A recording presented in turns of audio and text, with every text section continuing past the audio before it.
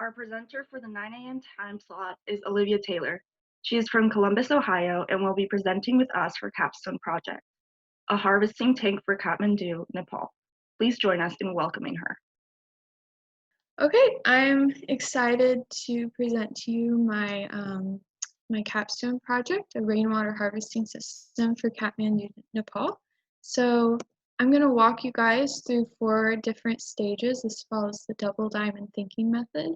I'm going to show you how I discovered this project. I'm going to define the problem that I need to solve. I'm going to develop some ideas and concepts that solve that problem, and then I'm going to deliver to you the solution that I come up with.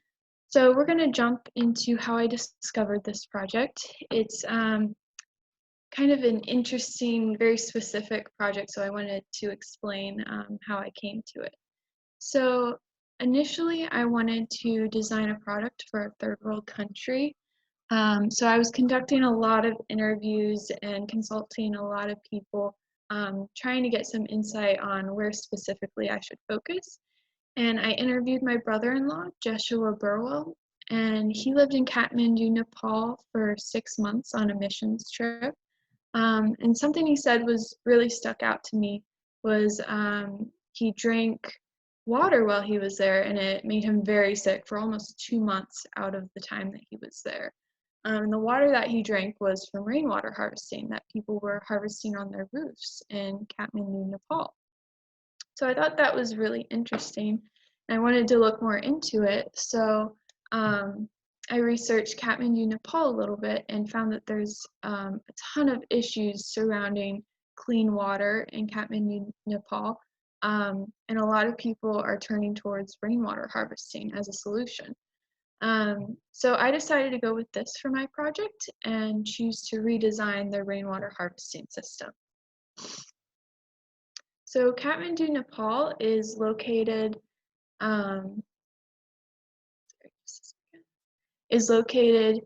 south of the Himalayan mountains in a valley. It's a city about the same size as Columbus, but they have a lot of overpopulation and it's very crowded. Their infrastructure can't really support the amount of people that's in the city. They also don't have a whole lot of piped water running through. They don't have any waste management services. It's not very organized. And about 2/3 of the houses in Kathmandu, Nepal have no access to clean water at all. There's also earthquakes, which cause a lot of damage to the infrastructure. And there's a landfill upriver that's leaking toxins into the river and the groundwater. So all of this is leading to pollution. There's also air pollution, and right now all of their water sources are contaminated. So I wanted to get some insight into what it's like to design a product for a third world country and what I should expect going into it. So I got in contact with Design Outreach, specifically Greg Bixler, and he was really helpful in sharing his experiences and what I should focus on moving forward. And what he said is it's extremely important for us to provide lasting solutions for people in third world countries. This is because many organizations, they come in, they give them a temporary solution, maybe a life pump or a water pump that only lasts like 25 years, and then after a while it breaks down and no one's there to repair it. So what they've done is they've created this life pump which lasts well over 100 years, has little repair, and it's really a lasting solution for the people. So going forward, I made it my personal goal to make this rainwater harvesting tank be a long-lasting product that lasts more than 50 years at least. So now we're going to go into the define stage. Here I'm going to define the problem specifically that I need to solve and add some constraints to my product moving forward. So 3 main needs that I found that the people of Kathmandu, Nepal need in this situation is, first is filtration, second is that it needs to be inexpensive, and third that it needs to be long lasting. So this was really my 3 guiding points through the whole project. I also wanted to specifically target one area of the city. So I looked at 3 different housing situations. The most common and most prominent are condos in the city. You can see in this picture, about 80% of it is just condos.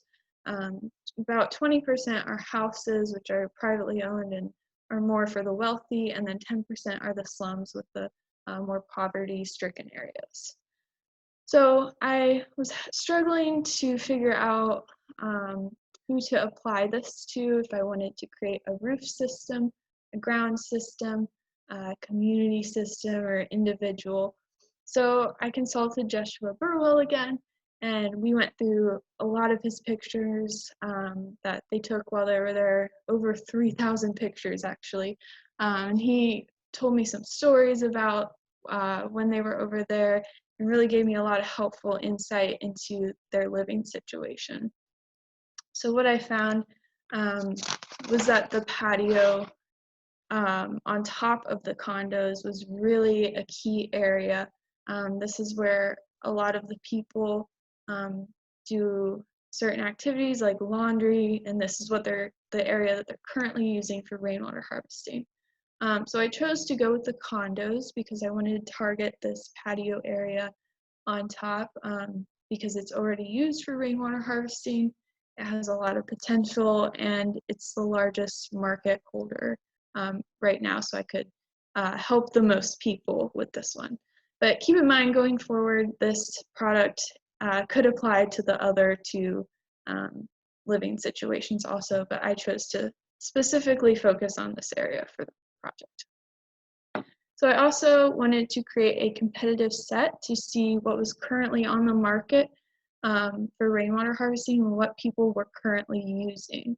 So what I did is I actually zoomed in on this picture and figured out who the business was behind these black tanks on the roof that they're using for rainwater harvesting. And it's Nepal top, and I did some research on them to figure out their price points and other things. What I found is this tank is about $438 individually. That's a lot of money, considering that the average person in Kathmandu, Nepal only makes about $250 a month. So this is almost 2 months worth of wages for them. So I wanted to make sure that my product would be a less inexpensive part of this. So it also comes with a 20-year warranty, which shows me that this company expects their product to last at least 20 years. So I wanted to increase that lifespan too. Also comes with no filtration. So again, I wanted to add some filtration into this product so that they could have clean water. They use imported plastic materials. And so this was something that I specifically wanted to target, was using local materials so that I could support the economy and also create some jobs. So that's a point moving forward. It's also just an eyesore. It doesn't really fit in with the architecture or the rest of the buildings.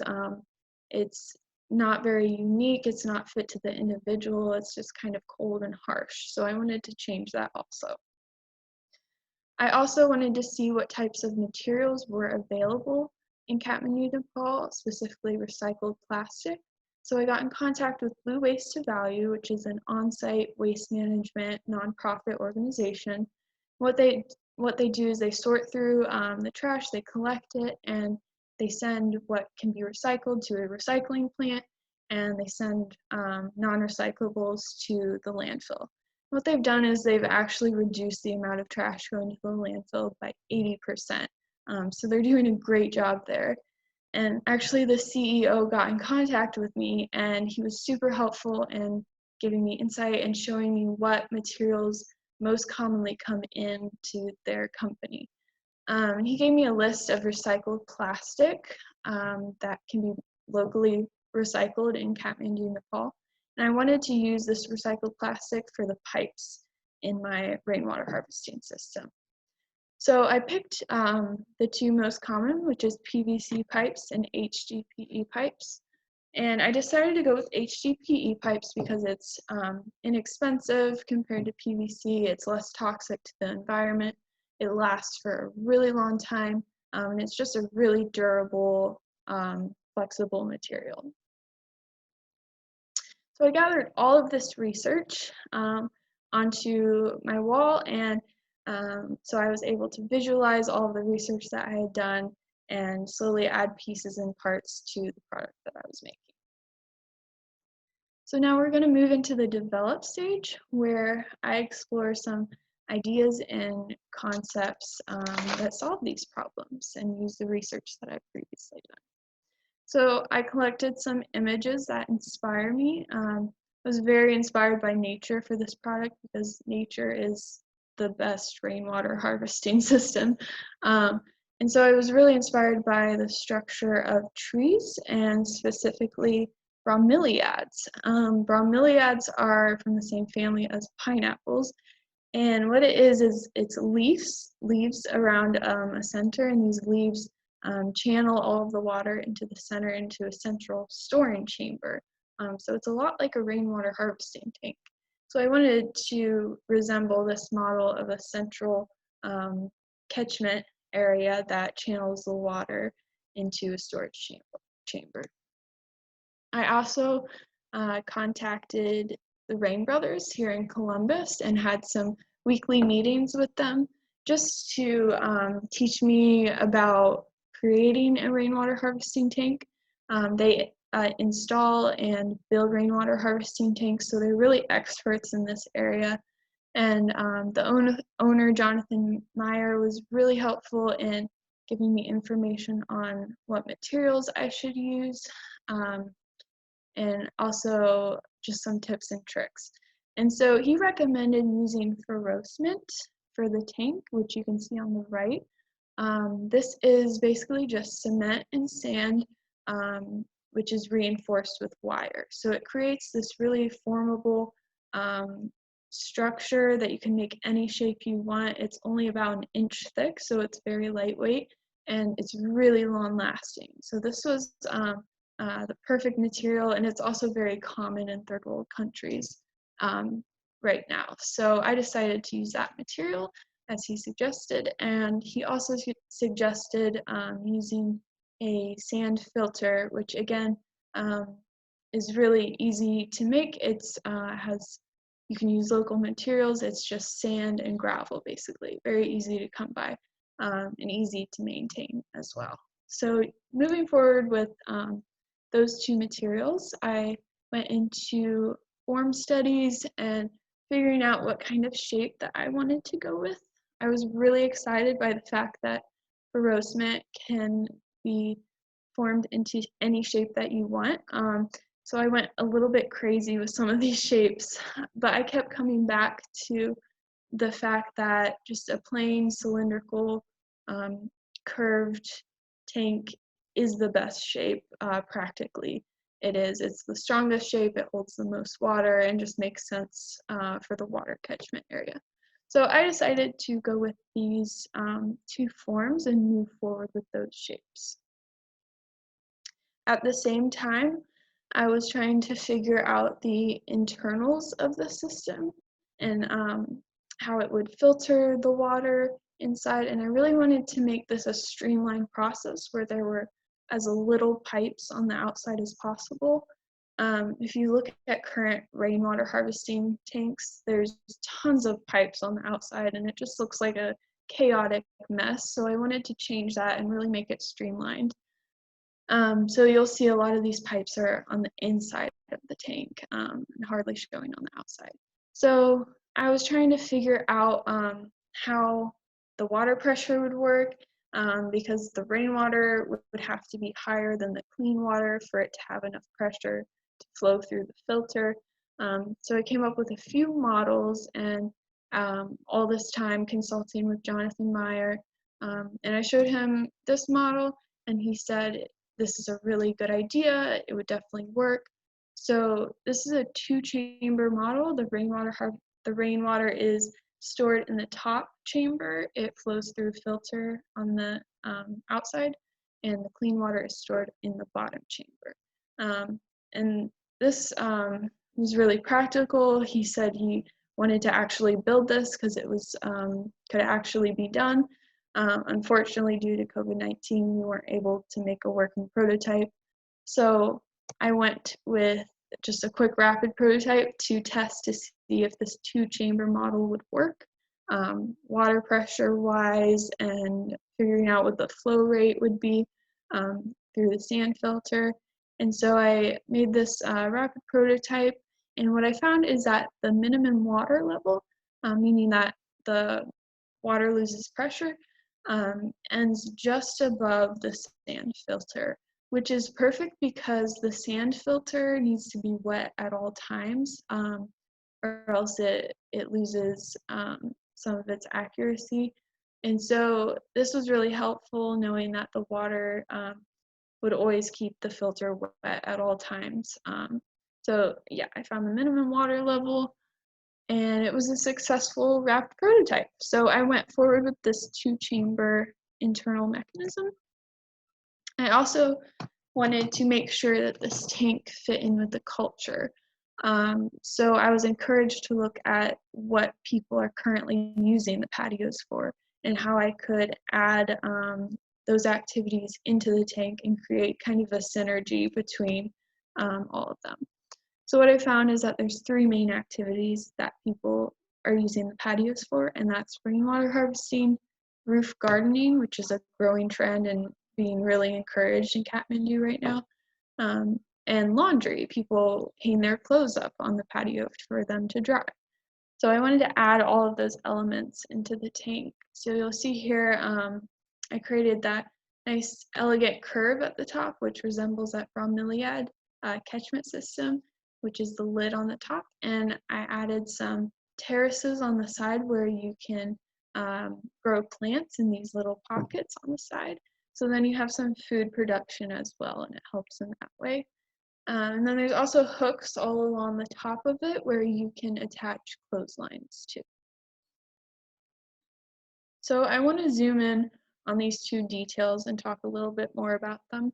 The first is the first flush filter, and I'll explain what that is in a little bit.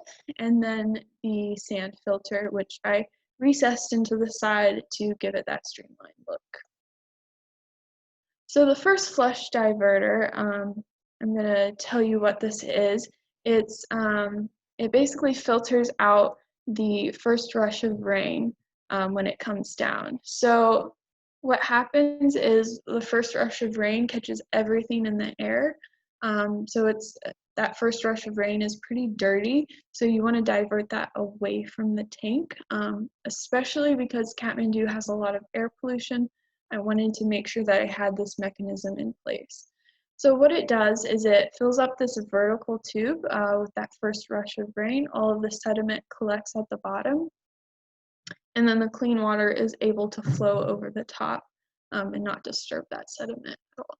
And there's a constant drip at the bottom, so it creates a little bit of a suction to make all of that sediment settle at the bottom. So first flush diverters are actually known to break down a lot because you have to clean them a lot and get rid of all of the sediment. The mechanisms just break down a lot.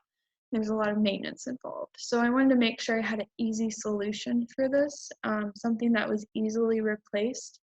So I decided to go with something that's very prevalent everywhere, which is plastic water bottles. So what you do is you'd cut off the end of it, you'd slip it onto that vertical tube and attach it with a hose clamp or anything else to create a watertight seal. And then you could slightly unscrew the cap to create that constant drip, or you could attach a pipe to it as well.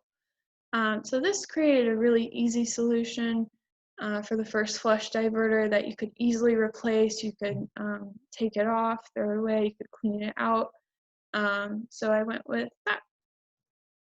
And then the sand filter, I was stuck between if I wanted to just use a pipe that was filled with layers of sand and gravel, or if I wanted to use a canister with like a screw on top. After a little bit more research with sand filters, I found that they need routine cleaning just on the top surface. So I do need to make it have access to the filter so that you can routinely clean it. So I went with this right picture of a canister with a threaded lid on top that you can easily access the contents inside, and it also has that shut-off valve so that when you're cleaning it, you can shut off the water. So I was inspired by fish tanks actually for this. I've owned fish in the past, and the filters that they use, they have different bags of material for like charcoal and humus that they use to filter the water with, and you stack those bags of materials on top of each other, and that's how they filter the water. So I thought that would be a really easy solution, is to put the sand and gravel and everything in bags so then you can easily remove them. So they would be put in mesh bags. This could be mosquito netting or anything lying around, so then you can easily remove them when cleaning. So now we're going to move into the deliver stage. This is where I bring everything together and I show you the final images of this product. So here's the Ferocement tank. You can see there it has a really elegant curved design that's inspired by nature, and it really fits in with the culture and the architecture around it on this roof. So on the left you can see some detail shots of the catchment, which resembles that bromeliad, the first flush filter, which is on the back end, and the sand filter, which is recessed into the side on the back end as well. So the first flush diverter, this, as I said, you can have a constant drip, which you could collect in a bucket, or you can attach a pipe to it, which you can use to water the plants with, because I didn't want to waste this water. So it's perfect to water the plants with since you can't use it for drinking water. It's just an easy replacement with the plastic water bottle as well. And here's the sand filter. So again, you would add all of the materials into separate bags. You could easily layer them on top of each other. And there's also these helpful shut-off valves on either side that you can turn off when cleaning the filter. And then as well, I added these clotheslines, so then you can attach clotheslines to them, to these hooks. And also, you can see in that left picture that this system can also be applied to the ground. In rural areas, it doesn't have to be on a roof, so it's very flexible in that way. So if you do need to repair the tank or do some maintenance on the inside, you can easily remove the lid. This is a two-person job, but the Ferocement should be very lightweight since it's only an inch thick.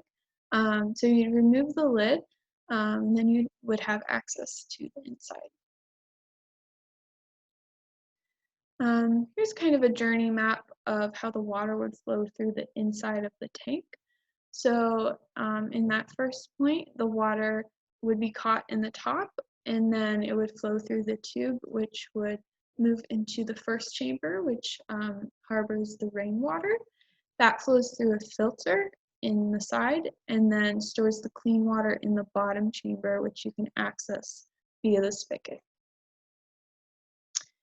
So in conclusion, I analyzed what this looks like against my competitor, and it is less expensive, it lasts a lot longer. For the cost, I looked at a few case studies around the Nepal area of people who had built Ferocement tanks and calculated the cost from that. So it can be anywhere from $70 to $250, but that's half the price of the current competitor.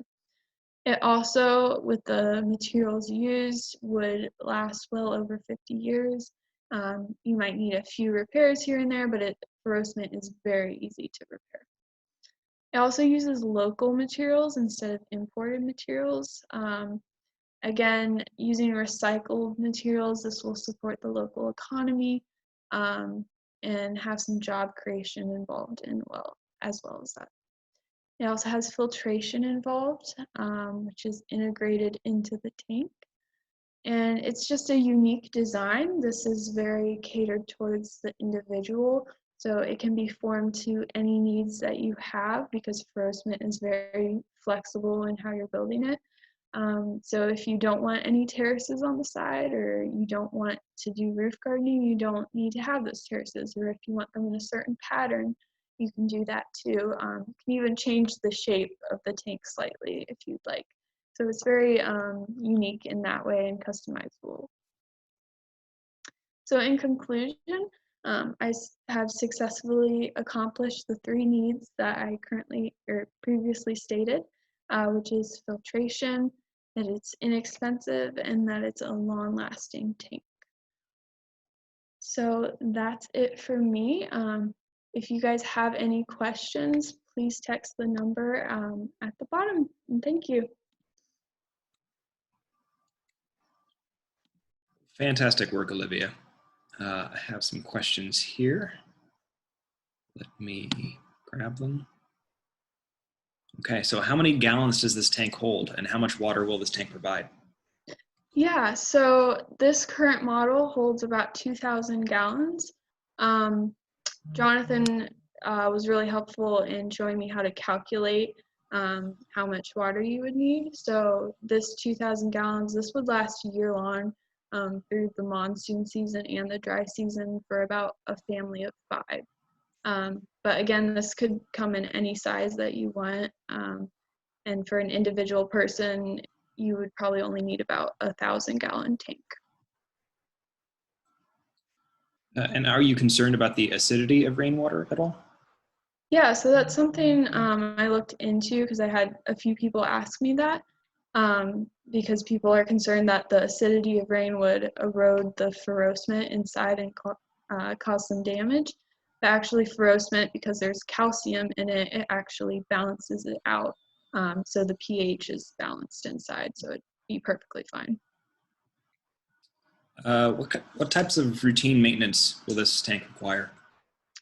Yeah, so routine maintenance would mostly just be the filter. I think you have to clean sand filters monthly, but really it's just disturbing that top layer of the sand, and that's really it. And then for the ferocement, maybe a few repairs here and there, but ferocement is very easy to patch up with some extra cement. Okay. And then can this be moved? Is it portable? One question is concerned about stealing. Is it possible for someone to steal this off of someone's roof? Yeah, so this tank, the 2,000-gallon tank, this is about 7 feet high. So you would not be able to move this. This would be a permanent structure. But if it's below 250 gallons, then it would be portable and you could move it around anywhere. Good. I have some questions here. Tom wanted to say, I love your project, passion and process and prototypes. They all lead to great solutions. And I also like how you looked at parallel products like fish tanks for solutions. Thanks for taking on this project. He wanted to know which part of the process, which part of the design process did you enjoy the most? I think just researching it and learning about Kathmandu, Nepal was really fun and interesting. I love learning about different cultures, so it was super fun to hear JESHUA's stories and look through all the pictures and everything. Recent grad Jen Uzitsky says, I'm so impressed by this project. There are a lot of details that show a high level of care and critical thinking. Do you anticipate any issues getting these tanks to the roof, or is it going to be lighter than the current system? Yeah, so these tanks would actually be constructed on the roof on site because you couldn't move them once they're made. But there would be a few parts that you could pre-make, like the pipes, you could form those together separately and just have those in stock. And even the wire frame you could assemble separately. And is there any concern for the amount of weight that puts on a roof? I don't think so because the current tanks that they're using are about 1,500-gallon tanks. And they are fully supported by the roofs, and sometimes these roofs have up to 3 of those tanks on them, so I think it'd be fine. Have you been in contact with anyone to make this idea a reality? I know you've been talking to the Rain brothers, and I think you might have had some contacts in Nepal at one point as well, but what does it look like moving forward with this? Yeah, initially, yeah, in Nepal I had some contacts. I haven't talked to any of them recently. And the Rain brothers, I haven't talked to him since the whole COVID-19 thing either. So yeah, I'd like to move forward with it and see what the possibilities are, but as of now, I don't have anything. Now, the minimum water level means that the water pressure isn't going to push water out past that point, correct? Mm-hmm. Will there be a way that you can flush the system entirely if maintenance is needed, or if, for instance, once rainy season is over, or once it begins again, we get more water, and we need to flush the old stuff out? Yeah, definitely. So if you look at the filter, that lowest pipe that's connected to the filter, that's the lowest point in this whole system. So if you did want to flush out everything, you would take all the contents out of the filter and flush all of the water out of the filter, actually. Oh, great. And someone wants to know what the process for constructing the tank on the roof looks like. Is it assembled on the roof, or is there more to it?